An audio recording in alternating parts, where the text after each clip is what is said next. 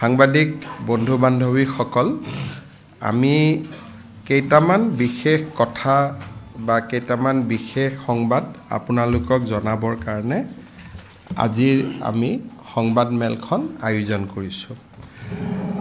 আপোনালোকে সকলোৱে জানে যে আমাৰ 2019 চনৰ বাজেটত আমি প্ৰথমবাৰৰ বাবে অৰুণোদয় আঁচনিৰ ধাৰণাটো ৰাইজৰ সন্মুখলৈ লৈ আহিছিলোঁ আৰু তেতিয়া আমি এজন অৰুণোদয় হিতাধিকাৰীক 830 টকাকৈ পৰিয়াললৈকে আমি প্ৰেৰণ কৰিছিলোঁ।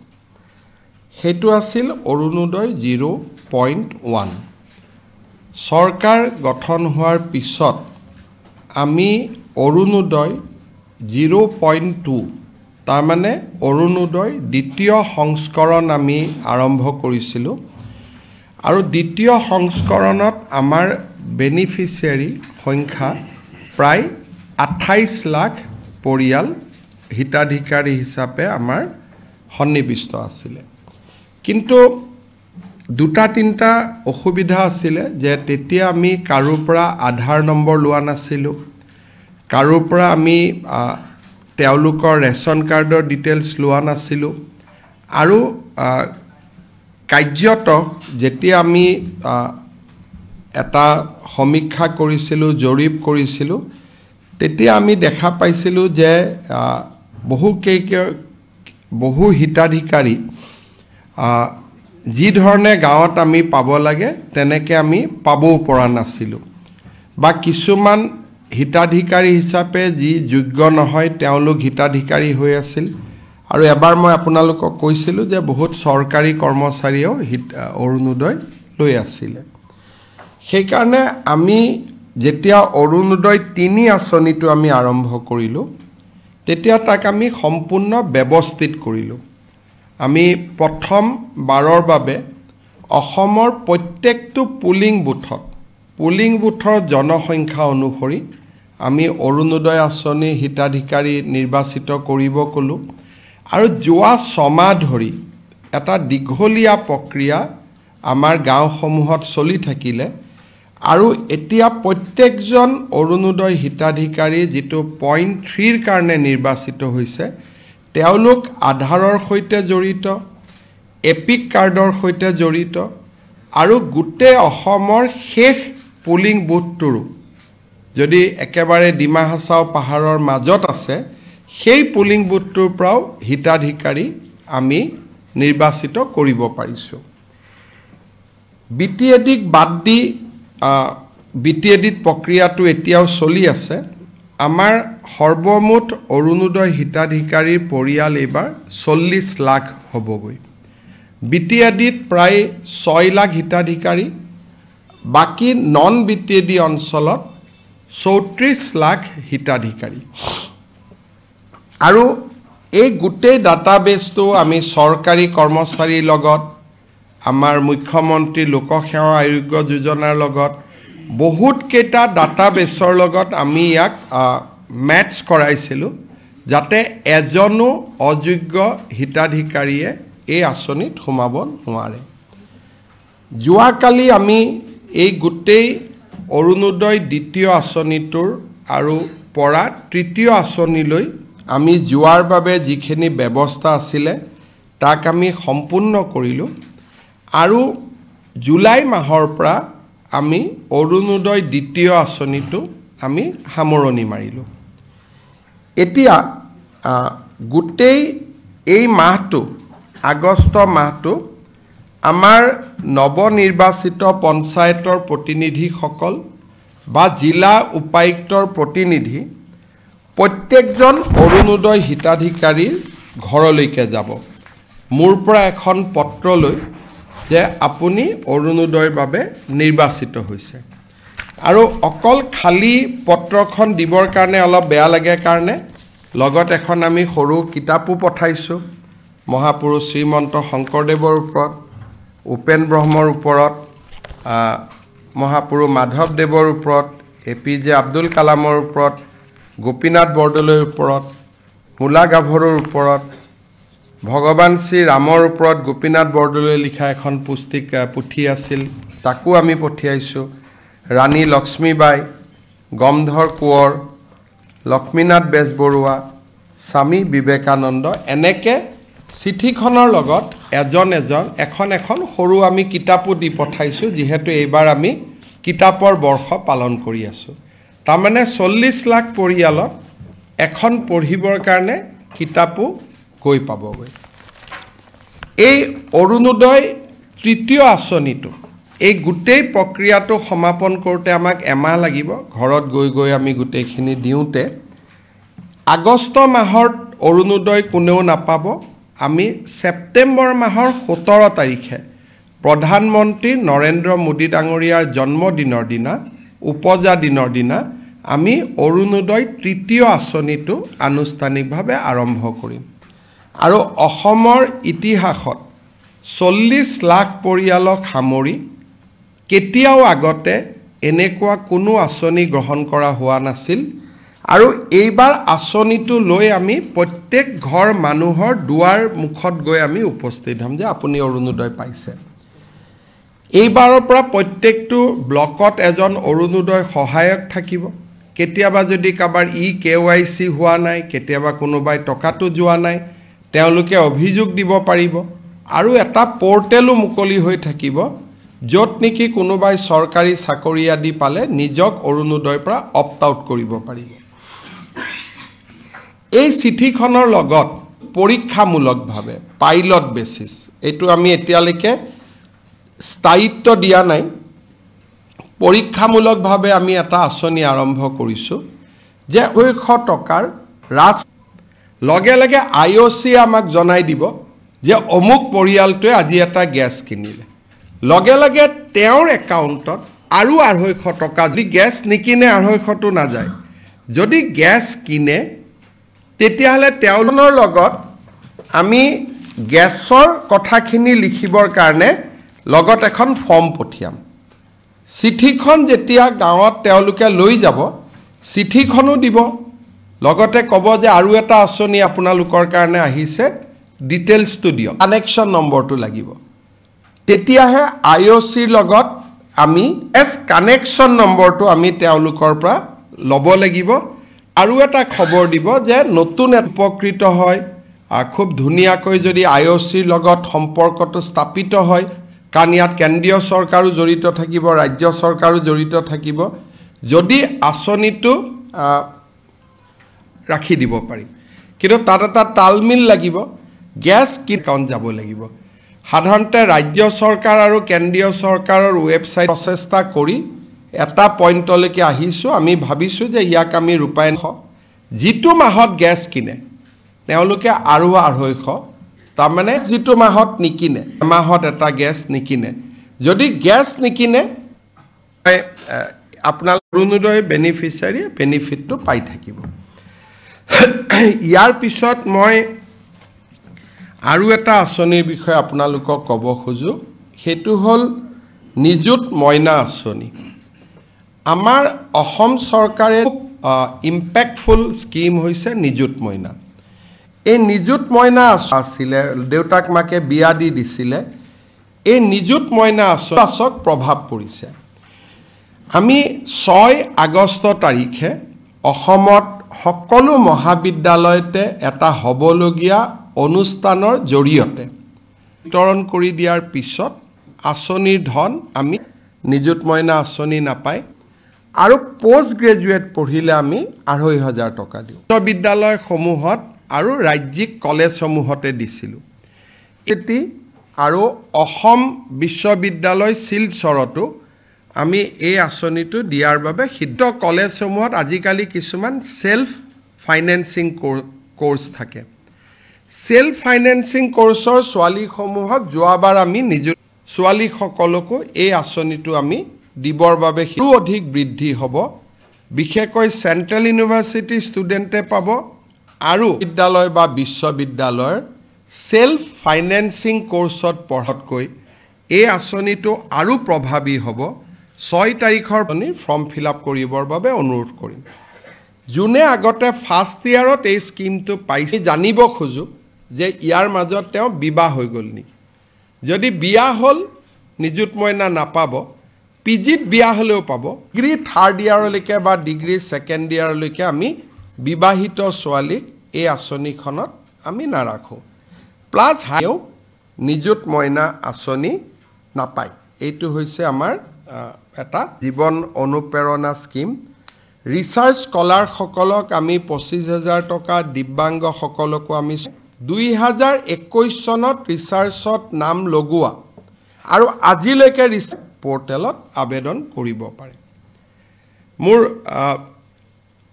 প্ৰেছ কনফাৰেন্সৰ জন্ম শতবাৰ্ষিকী সমাৰোহ তাৰ আগতে মই এটা এয়াৰপোৰ্টৰ সন্মুখত বাতৰি কাকতে ইয়াৰ লগত আদানিক সম্পৰ্কিত কৰিবৰ বাবে চেষ্টা কৰিছে নিলব নোৱাৰে যদি আমি ইতিমধ্যে সেই মাটিটো বহুত ব্যৱসায়ীয়ে সেই মাটিটো পাৰিম সেই মাটিখিনি গুৱাহাটীৰ ইনভেষ্ট কৰা মাটিখিনিহে আমি কিনিম আৰু তাত শব্দটো ক'ব খোজা নাই তাতে আপোনালোকে গলে দেখা পাব যে ডাঙৰ ডাঙৰ আমাৰ ব্যৱহাৰৰ কাৰণে ৰাখিব খুজিছো আৰু কনসাৰ্ট ইকনমি হ'ব পৰাকৈ তাত ৰাজ্য চৰকাৰে এখন ডাঙৰ ষ্টেডিয়াম বনাব খুজিছে যাতে আমাৰ ইয়াত কনভেনশন হৈছমেন জোন কৰিব খুজিছো যাতে আৰু এইটো আৰু মই বাতৰি কাকতৰ সন্মানীয় সাংবাদিকসকলক অনুৰোধ কৰিম পৰা আপোনাম ঘাটত এভিকশন হৈছে আদানিক মাটি দিব উৰিয়াম ঘাটত কোন আদানি যাব গতিকে ইমান অদ্ভুত ধৰণৰ কথা কৈ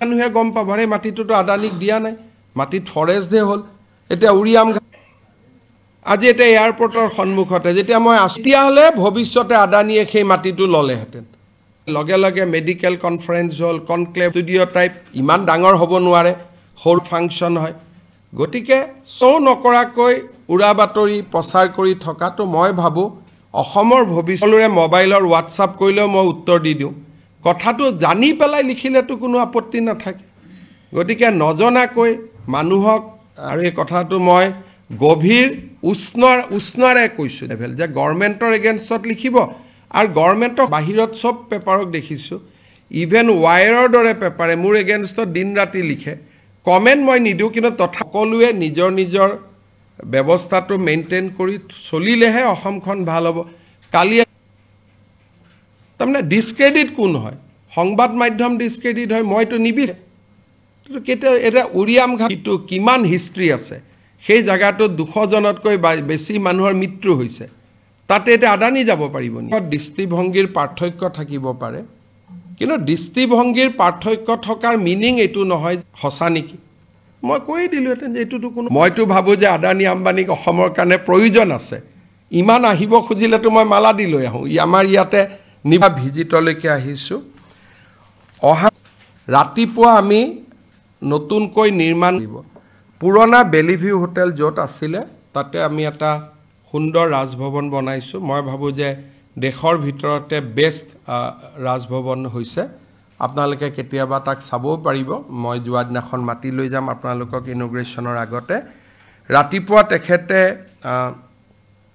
আমাৰ ৰাজভৱন আনুষ্ঠানিকভাৱে মুকলি কৰিব দ্বিতীয় কাৰ্যসূচী হিচাপে এখন এনডিএৰ বিজেপি নহয় এজিপি আৰু বিজেপিৰ টিকেটত আৰু আমাৰ শুভাকাংক্ষী যিমান পঞ্চায়ত ইলেকশ্যনত জয়লাভ কৰিলে সদস্যৰ পৰা জিলা পৰিষদলৈকে গাঁও সভাৰ সদস্যৰ পৰা আঞ্চলিক পঞ্চায়তৰ সদস্যৰ পৰা জিলা পৰিষদৰ সভাপতিলৈকে এখেতসকলক আমি নিমন্ত্ৰণ কৰিম পঞ্চায়ত অভিৱৰ্তন এখন এনডিএৰ পঞ্চায়ত অভিৱৰ্তন তাতে গৃহমন্ত্ৰী অমিত শাহ ডাঙৰীয়াই আমাৰ পঞ্চায়ত প্ৰতিনিধিসকলৰ সন্মুখত ভাষণ প্ৰদান কৰিব আমাৰ মনত এটা এইবাৰ পঞ্চায়তসমূহ যেনেকৈ নিৰ্মাণ হৈছে পঞ্চায়তসমূহৰ লগতে আমি প্ৰত্যেকখন গাঁৱত এটা সমবায় সমিতি কৰিব খুজিছো আৰু অমিত শাহ ডাঙৰীয়া সমবায় মন্ত্ৰী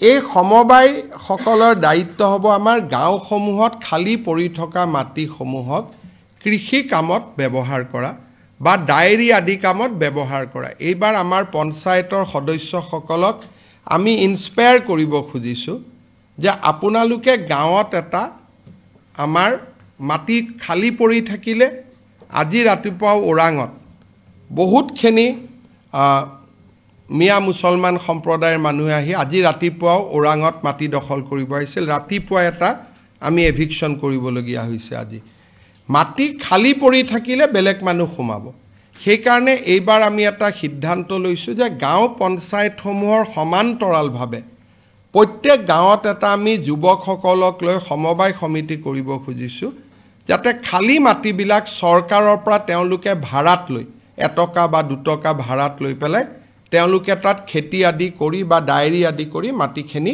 বন্ধ কৰি ৰাখিব পাৰে কতো যাতে খালি মাটি পৰি নাথাকে যিহেতু অমিত শাহ ডাঙৰীয়া সমবায় মন্ত্ৰীও আৰু তেখেতে এই বিষয়টো আমাৰ পঞ্চায়তৰ প্ৰতিনিধিসকলৰ লগত আলাপ আলোচনা কৰিব গধূলি 5 বজাত তেখেতে গোলাপ বৰবৰাৰ জন্ম শতবাৰ্ষিকী অনুষ্ঠানত মুখ্য অতিথি হিচাপে যোগদান কৰিব আৰু গধূলি উভতি যাব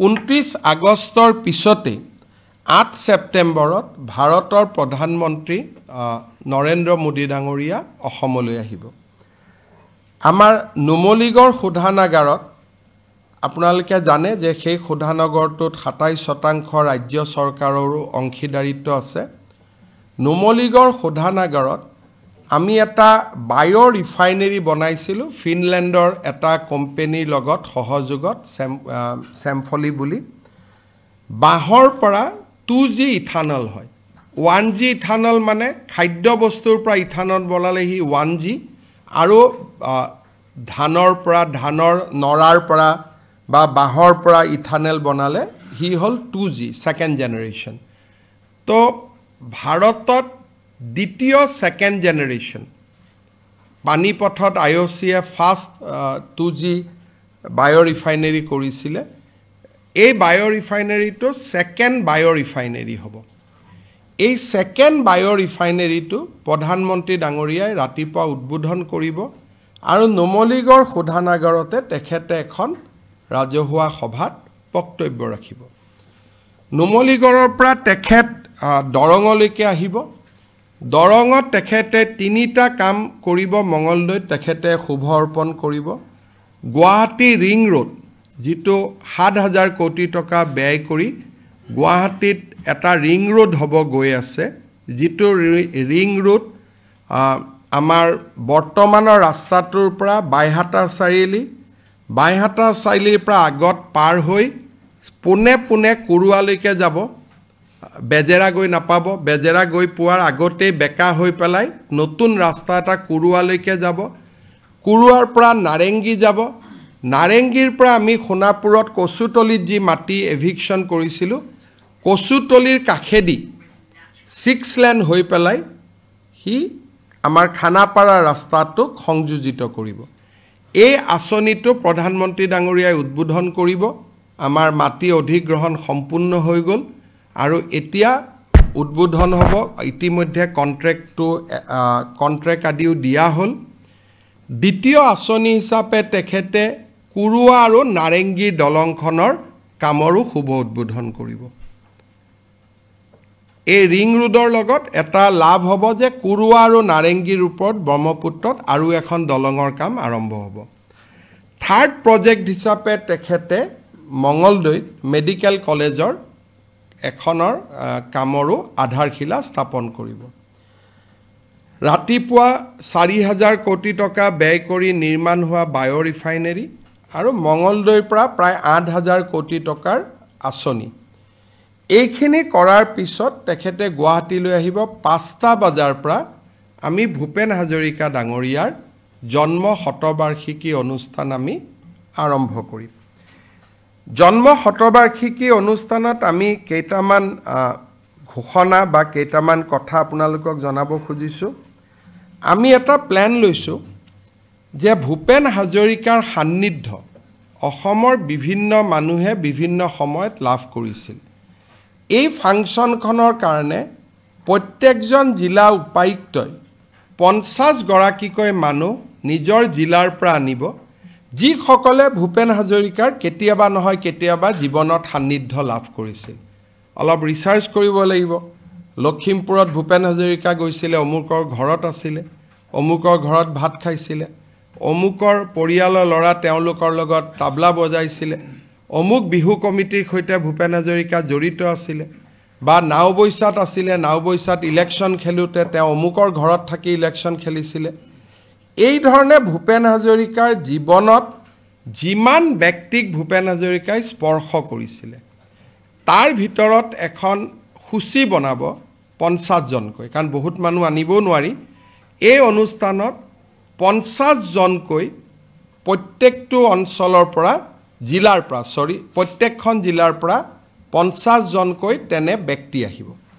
ৰাইজৰ লগত আলাপ আলোচনা কৰি ডিচি সকলে এখন লিষ্ট বনাব আৰু ৰাজ্যৰ চৰকাৰৰ অতিথি হিচাপে আমি তেখেতসকলক গুৱাহাটীলৈ লৈ আহিম। এইটো হ'ল নাম্বাৰ 1। তাৰ উপৰিও বাকি আমি অতিথিসকলক মাতিম।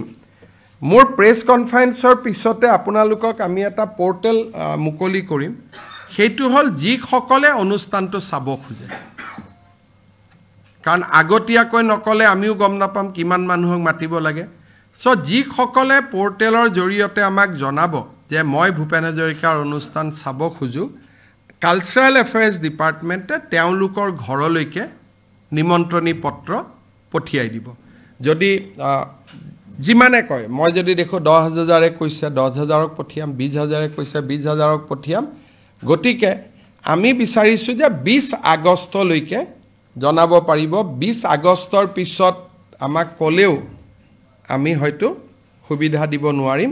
সেইকাৰণে এটা যাতে সম্পূৰ্ণ ভূপেন হাজৰিকাৰ জন্ম শতবাৰ্ষিকীত যিমানে বিচাৰে সকলোৱে যাতে আমাৰ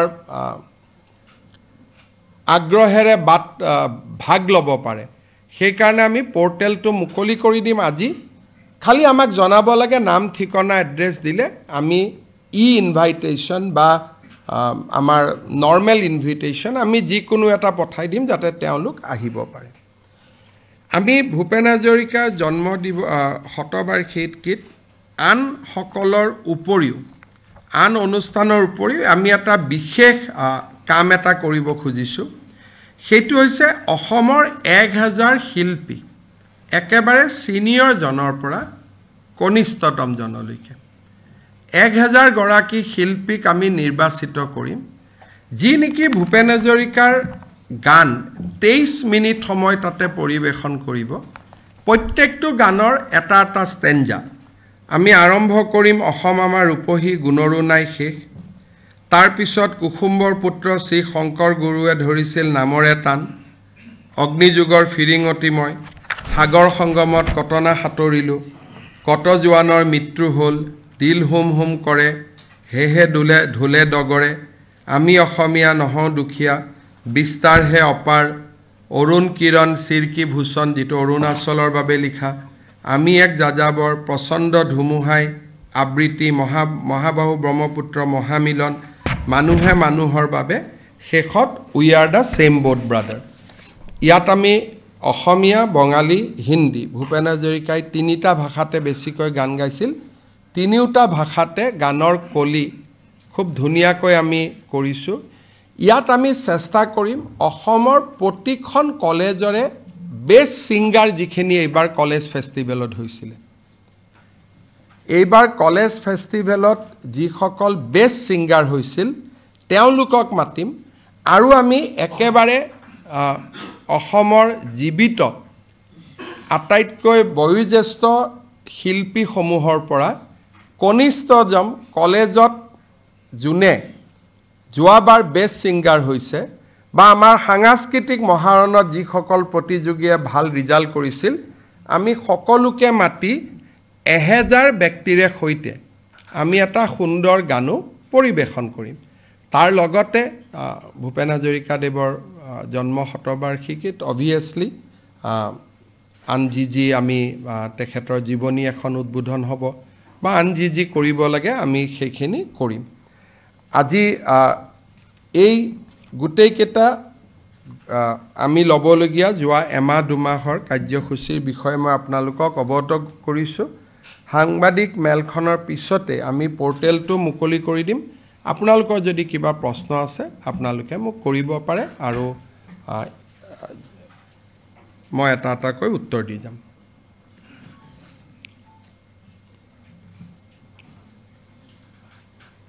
Sir, this Prime Minister will visit Assam on the September 8th. Is the total worth how many rupees in projects He will, like? Prime Minister Sri Narendra Modi ji will inaugurate a biorefinery which will convert bamboo to ethanol.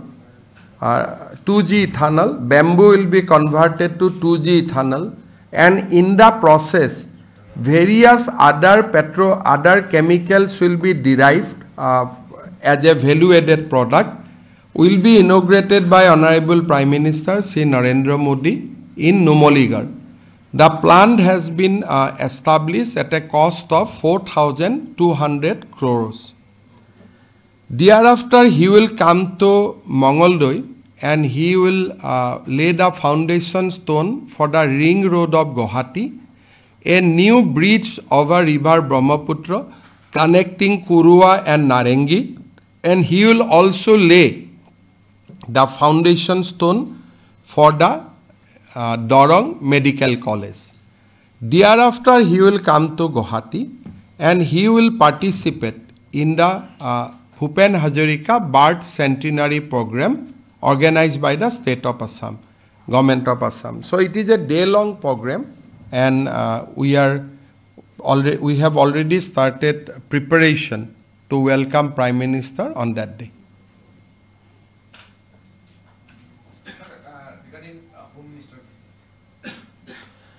Bharat के माननीय गृह मंत्री अमित शाह जी 29 अगस्त को गुवाहाटी आएगा।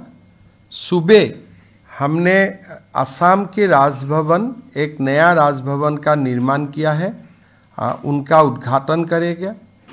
NDA का जो अभी पंचायत चुनाव हुए, एनडीए ने बड़ा जीत हासिल किया। एनडीए का सारे पंचायत सदस्यों द्वारा 29 अगस्त गुवाहाटी में कन्वेंशन होगा। वो कन्वेंशन में भी माननीय गृह मंत्री as a chief guest participate करेंगे। शाम को असम की पहले non Congress chief minister Shri Gulab Borbora ji का जन्म शतवार्षिकी अनुष्ठान में भाग लेगा, और ये पूरा बैक टू बैक प्रोग्राम है 29 अगस्त, और हम लोग गृह मंत्री जी को असम भूमि में स्वागत करता हूँ।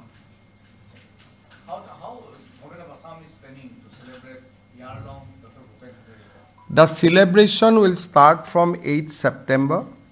Government of Assam will organize further functions in Arunachal Pradesh, in West Bengal, Calcutta, in Mumbai, and also in Delhi.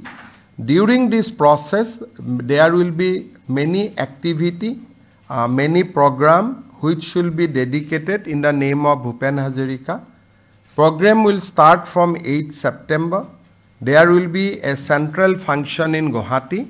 Prime Minister Narendra Modi will attend the program as chief guest. Khanapara field. Sir, there is a survey going on in places like Borpeta for enclosed forest land. So, is this a statewide survey? Every deputy commissioner has been instructed to find out the level of encroachment in the forest area, and we'll try to see that the forest area is cleared, people are evicted, except those people who are eligible for forest rights. So there are some people who are eligible even in the forest. Tribal people can stay provided they have come prior to 2005. So we are going to evict people who are not covered under the Forest Rights Act.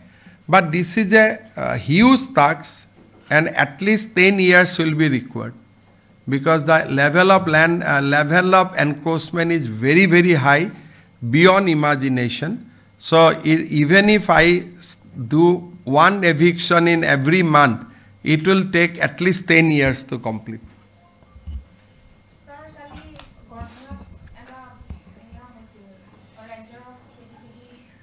So, কোনোবাই যেতিয়া মাটি যাব, কোনোবাই খেদিব খুজিব, কোনোবাই মাৰিব খুজিব, মেঘালয়ত এটো লাইটৰ পোল এটা পোষ্ট লৈ পেলাই হৈছিল সৰু গণ্ডগোল আছিল আমি কথা পাতিছো এটো ইমান ডাঙৰ ঘটনা নহয় কিবা লাইটৰ পোল এটা বহুৱাক লৈ অলপ ডিসপিউট হৈছিল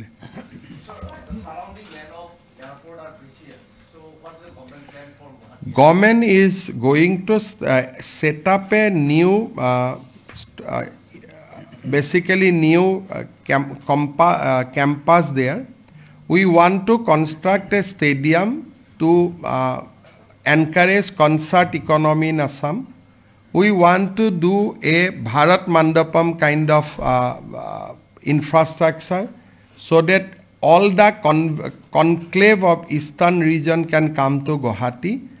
And we also want to start a big amusement park which will be inspired, although Assam doesn't have that kind of money, but we will try to replicate the big amusement park which normally we see in Singapore and other places.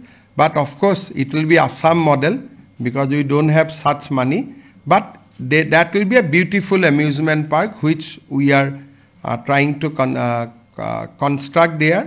And there will be lot of facilities for tourists. New hotels will come up in that area. New marriage for marriage ceremony halls will be created.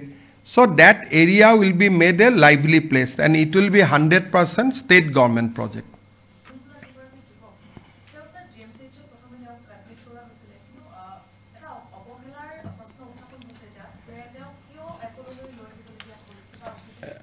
মই বিষয়টো সম্পৰ্কে ইমান নাজানিম কিন্তু আপোনালোকে principal GMCH ৰ লগত কথা পাতি লব সাধাৰণতেতো জিএমচিএইচ ৰ ডক্টৰে কাকো অৱহেলা নকৰে কিন্তু আপোনালোকে কথা পাতি লব মোৰ ইমান মই নলেজো লোৱা নাই কিন্তু মই জিএমচিএইচ ৰ প্ৰিন্সিপালক কৈ দিম আপোনালোকে লগ কৰিব তেওঁ আপোনালোকক যিমানখিনি পাৰে উত্তৰ দিবৰ কাৰণে চেষ্টা কৰিব So one political question.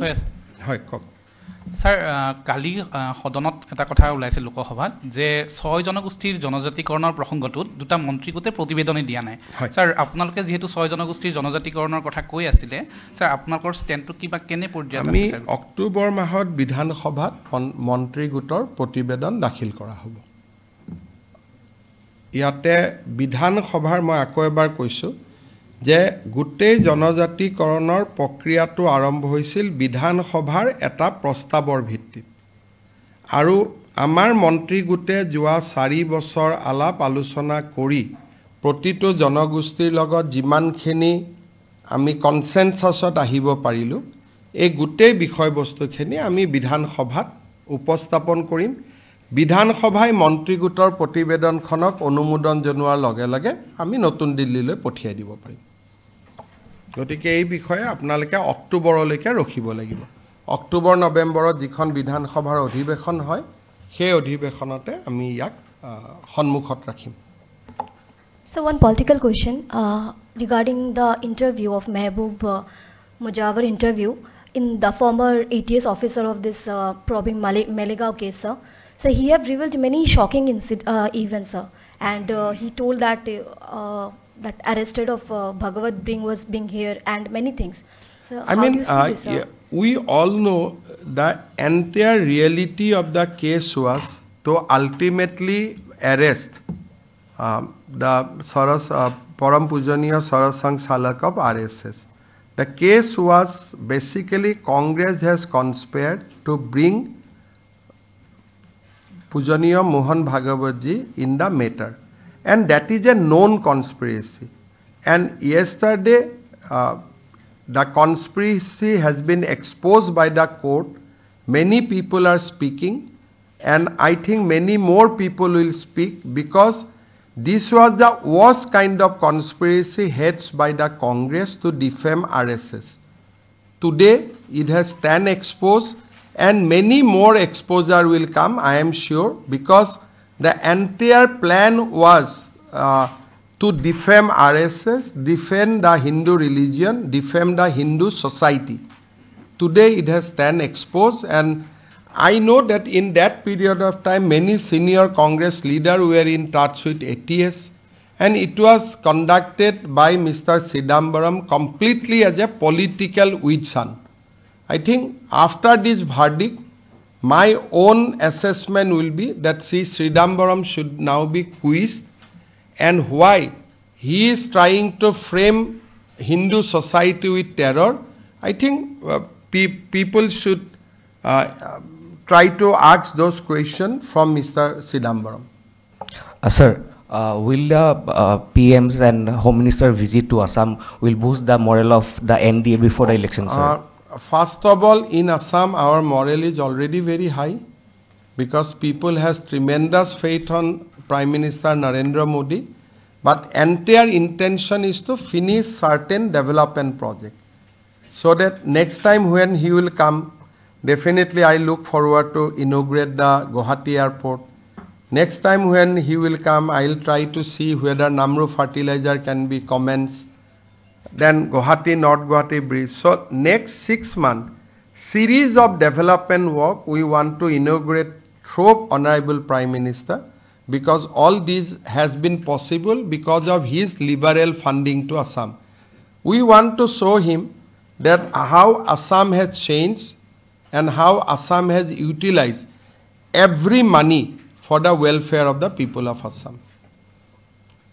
মইতো আপোনালোকক কেতিয়াবা কম আমাৰ খানাপাৰাত আপোনালোকে জ্যোতি বিষ্ণু প্ৰেক্ষাগৃহটো এতিয়া গৈ চাব লাগে কিমান গ্ৰ্যান্ড হিচাপত ওলাই আহিছে বহুত বেছি গ্ৰ্যান্ড হাইকোৰ্টৰ সন্মুখত আপোনালোকৰ যেটো ব্ৰহ্মপুত্ৰ চুকত আমি বনাই আছো এটো চাব লাগে আপোনালোকে কেতিয়াবা ইমান গ্ৰ্যান্ড হৈ ওলাইছে যে ইমান ডাঙৰ ইনফ্ৰাষ্ট্ৰাকচাৰ গুৱাহাটীত হ'ব বুলি মইতো সৰুৰ পৰাই গুৱাহাটীত ডাঙৰ হৈছো মই কেতিয়াও ভবা নাছিলো all the grand infrastructure boni ahi ase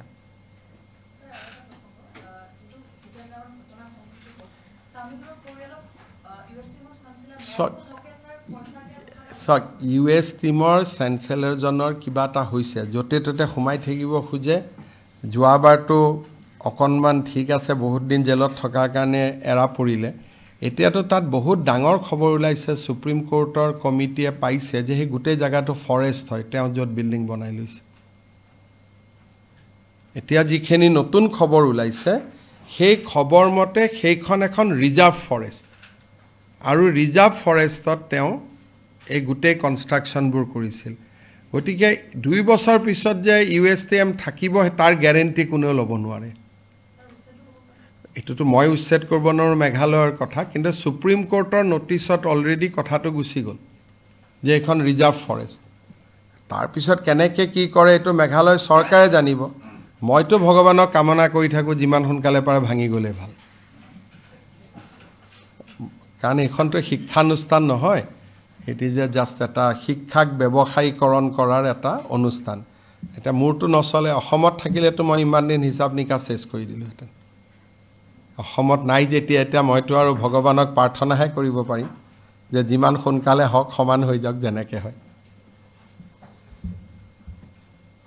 হ'ব Sir, this over this portal US tariff law. This Rahul Gandhi says that economy of. I think last 7 days has exposed Rahul Gandhi badly. People now realize that Rahul Gandhi is not anti-BJP, he is anti-India. So when Prime Minister is conducting everything very, very gracefully, he is talking to various country at a equal terms. Rahul Gandhi is defaming our country. Initially people thought that he is anti-BJP. Now people realize he is not only anti-BJP, he is anti-India also. So he is then exposed. Portal to khuli to dekho moi yar pray inaugurate kori disu portal to boriya তুলি ধুলি চিৰনতুন পানছো portal to naam to Rahul koi de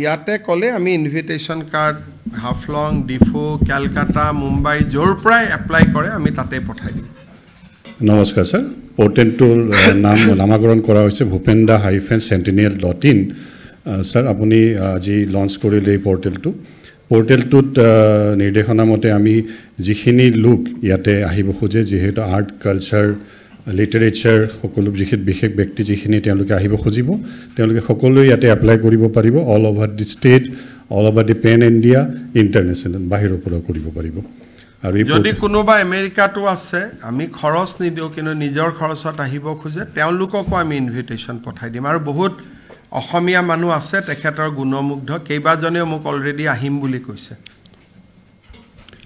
sir আমি simple ৰাখিছোঁ পৰ্টেলটোৰ নাম category এটা identification document বিচাৰিছোঁ আৰু তেওঁলোকৰ field of expertise কি তাৰে এখন ডকুমেণ্ট দিব লাগে আৰু যদি লাইফ এণ্ড লিগেচিৰ লগত যিটো আপুনি কৈছে যে তেওঁৰ লগত যদি সান্নিধ্য থাকে তেওঁলোকে তেনেকুৱা ধৰণৰ কিবা যদি ফটো ডকুমেণ্ট দিব পাৰে সেইটো তেওঁলোকক আমি প্ৰায়ৰিটাইজ কৰিম আৰু ডিষ্ট্ৰিক্টসকলৰ পৰা এইখিনি যেতিয়া আহিব এই নামখিনি ডিচিৰ জৰিয়তে তেওঁলোকে অলপ ভেৰিফাই কৰি আমাক পঠাব এটা লিমিট থকা হ'ব স্যাৰ যেহেতু আমাৰ 10,000 অডিটৰিয়াম কৰা হৈছে ভেটেনাৰী ফিল্ডত সো ডিসি সকলক এটা টাৰ্গেট বান্ধি দিয়া হ'ব যিখিনি পোৰ্টেলত কৰে বাকিখিনি যিখিনি ৰৈ যাব তেওঁলোকক আমি ডিস্ট্ৰিক্ট সকলৰ লগত ডিসি সকলৰ লগত ব্যৱস্থা কৰা হ'ব যাতে তেওঁলোকে ভাৰ্চুৱেল স্ক্ৰিনিংতে এই প্ৰগ্ৰামটো চাব পাৰে